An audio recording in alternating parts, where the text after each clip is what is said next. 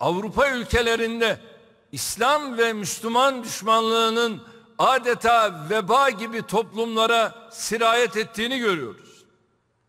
Müslümanlara ait iş yerleri, evler, ibadethaneler, okullar hemen her gün ırkçıların ve faşist grupların saldırısına maruz kalıyor.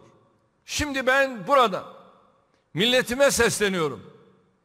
Nasıl ki Fransa'da Türk markalı mal satın alınmayın diyorsa, ben de şimdi buradan milletime sesleniyorum.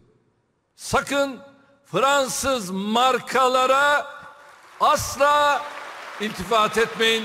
Bunları satın